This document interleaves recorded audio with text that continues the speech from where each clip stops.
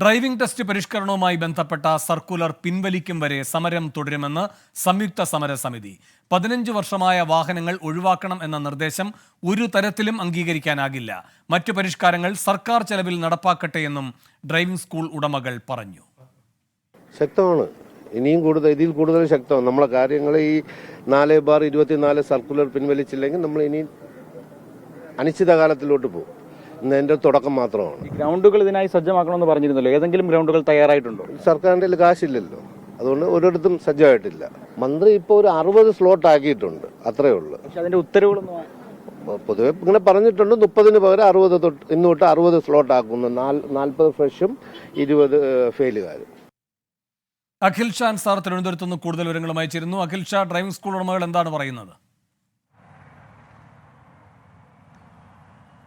വേണു, അല്പസമയം മുമ്പാണ് ഇതുമായി ബന്ധപ്പെട്ട് ഒരു ഔദ്യോഗികമായൊരു വിവരം ഈ സംയുക്ത സമരസമിതി അറിയിച്ചത്. അതായത് അവരുടെ ഡ്രൈവിംഗ് ടെസ്റ്റ് ബഹിഷ്കരണം അത് നാളെയും തുടരും. ഈ സർക്കുലർ പിൻവലിക്കും വരെ ഈ സമരം തുടരാൻ തന്നെയാണ് തീരുമാനം എന്നുള്ളതാണ് ഏറ്റവും പ്രധാനമായും അവർ അറിയിക്കുന്നത്. ഏറ്റവും പ്രധാനമായി അവർ പറഞ്ഞ കാര്യം, ഈ 15 വർഷത്തിന് ശേഷം ഉള്ള വാഹനങ്ങളൊന്നും ഇനി മുതൽ ഡ്രൈവിംഗ് ടെസ്റ്റിൽ ഉണ്ടാകരുത് എന്നുള്ളൊരു കാര്യം ഈ സർക്കുലറിൽ പറഞ്ഞിരുന്നു. അതൊരിക്കലും നടപ്പിലാക്കാൻ കഴിയില്ല. കാരണം ഈ ഡ്രൈവിംഗ് സ്കൂൾ ഉടമകളുടെ കയ്യിലൊക്കെ ഉള്ളത് ഈ 15 വർഷം കഴിഞ്ഞ വാഹനങ്ങളാണ്. ഒരുവിധപ്പെട്ട വാഹനങ്ങളെല്ലാം അത്തരത്തിൽ കാലപ്പഴക്കമുള്ള വാഹനങ്ങളാണ്. അതെങ്ങനെ ഒഴിവാക്കാൻ പറ്റും? അത് വലിയ സാമ്പത്തിക ബാധ്യത ഉണ്ടാക്കുമെന്നൊരു കാര്യം ഇവർ പറയുന്നതുകൊണ്ട് തന്നെ അതൊരിക്കലും നടപ്പാക്കാനോ അല്ലെങ്കിൽ അത് അംഗീകരിക്കാനോ സാധിക്കില്ല. മറ്റൊന്ന്, ഈ ഗ്രൗണ്ടുകളുടെയും അതുപോലെ തന്നെ ടെസ്റ്റിംഗ് സെന്ററുകളുടെയും പരിഷ്കരണമാണ്. ഇത് ഈ ഡ്രൈവിംഗ് സ്കൂൾ ഉടമകൾ തന്നെ കയ്യിൽ നിന്ന് പൈസ എടുത്ത് ഈ ഗ്രൗണ്ടുകൾ പരിഷ്കരിക്കണമെന്നാണ് നിർദ്ദേശം. പക്ഷേ അതിനുള്ള സാമ്പത്തിക ശേഷി അവർക്കില്ല. അത് സർക്കാർ തന്നെ ചെയ്യട്ടെ എന്ന നിലപാടിലാണ് ഇവരിപ്പോഴും തുടരുന്നത്.